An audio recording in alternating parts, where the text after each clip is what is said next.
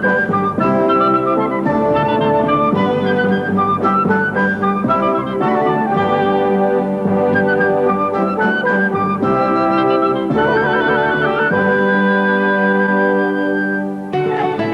I make food, I think a lot about how my mother made things, and I just change a little bit to acquire to my taste.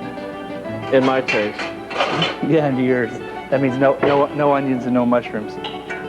Tom Felkner and Bob Lehman say when they left their Chicago townhouse for this downtown loft, they wanted something new.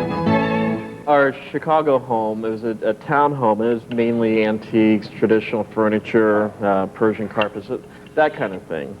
When we moved in here, we were looking for something that would reflect the urban environment around us. The couple hired San Diego architect Jennifer Luce to fill in the blank canvas of their new loft. When we first met with Tom and Bob at the space, we realized it was quite empty and plain, and the kitchen was not up to par. So they asked us to do a remake of the entire space and make it quite masculine, which was a challenge for us because we were an office of all women. Soon, a design emerged. Open, sparsely furnished, with an industrial feel. And at its heart, a long galley kitchen. The kitchen has a spare look with industrial elements like this pot scrubber. Well, not only is it really cool looking, but it's really functional. It's a lot of fun. It's almost like having a restaurant right in your house. And then you can download chocolate. Love the fondue. Let's bring back fondue, huh? The loft and kitchen are open for the couple's friends who like to hang out along the kitchen's long island.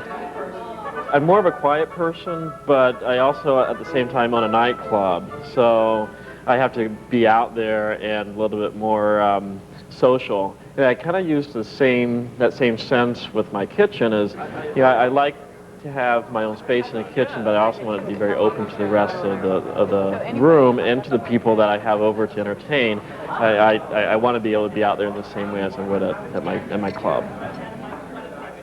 The first thing when I walked in, I noticed these are toolboxes underneath here. Yeah, I mean, I've never seen that in a kitchen before, I have to say. Well, as you can see, they're Snap-on toolboxes, which you would see in your father's garage. They used to be painted red, and we painted them green to go along with one of our cars. And wait, to match a car? Yeah, it's actually one of those big Humvees, and so it's like this big military-looking thing. So we wanted to bring that into the house, kind of something that's more of a boy toy type thing. Well, a toolbox would be perfect for that, but you use definitely. it for kitchen stuff. Yeah, it's great for organizing. I mean, you look at it, you have a lot of shelves that, they're not the deepest shelves, but it allows you to keep things very well organized. They're on wheels, big old wheels. Yeah, it's so like, you roll them around? you can roll them around if you want. You can pull them out. You can use them to set food on if you're having a party. You can do just about anything you want with them. Well, and then if you decided later on that you weren't into them anymore, you just give them to your dad. Right.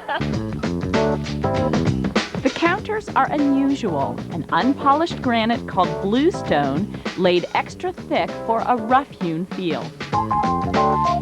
So Jennifer, where does somebody get unpolished stone? Well, the truth is that stone actually comes from the earth, rough-hewn, and so this stone is essentially in its natural state. And we searched out a number of building supply companies to find quarries throughout the country that provide stone to make building facades. So go straight to the quarry? It goes straight to the quarry, and actually you can find a number of local quarries, perhaps in your neighborhood or your region, which will provide you with a stone that's special to that place. And I see in a lot of kitchens already polished granite, and then people hone it back to give it. But this is before it's ever been polished. So that you're not actually purchasing something that has been altered. We're fixing lasagna with salad and French bread. Kind of an Italian dinner. Kind of the way I look at cooking is it is kind of therapeutic for me. I mean, I get to be in the kitchen and focus on something and be creative at the same time. I really like to kind of take a recipe but not follow it 100% and just add to it, to be creative and do the things I want to do with it and experiment. To help the cooks, the kitchen is filled with innovative storage options, like this cabinet that opens from two sides. Their architect says having interesting or beautiful storage adds to what she calls the natural theater of cooking, pleasing to use and to look at. Wow, what a great use of wall space. I've never seen anything like this. Well, thanks. Yeah, we actually call it the grid because obviously it's a big grid. How many boxes are there? About 70 boxes. And where did you get the idea for this? Actually, I was in Soho with my architect, and we saw these boxes in a little shop, and they were extremely expensive, and we're like, well, we could never afford that. And then we actually saw underneath the handle was the 800 number. See, right under there. And so we called the 800 number, and we got the boxes for like a fraction of the price. So anyone can order these? Yeah, anybody who wants to just call. I believe they're about $20 a box. Whoa. Yeah, it's a big break from what they were priced originally. So yeah, it's a good deal. What do you keep in here? I mean, I see somebody's feet sticking out of this one. This is my toy box. I keep Curious George. Yeah, anything that I think is kind of fun for those days that you need to be entertained. In the center of the kitchen, there's a glass front refrigerator, along with an industrial-strength ice machine for the large-scale entertaining Bob and Tom like to do. And the kitchen has another unique design element, legs. All the appliances are set on their own individual legs, and the idea is they act as a piece of furniture in themselves, and they're placed underneath the counter, and they can actually move to whatever position you want them. So if you wanted to cook near the sink, you could move the oven over there.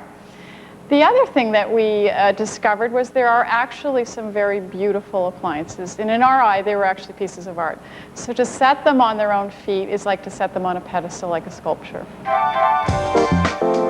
Tom and Bob say they're proud of this kitchen, and the biggest lesson they learned in building it was the art of patience. To me, design is definitely a process. Whatever you imagine it to be, it's probably going to be 10 times as worse, It can be really frustrating. be 10 times as expensive, It can take forever. and take you 10 times as long as you thought it would.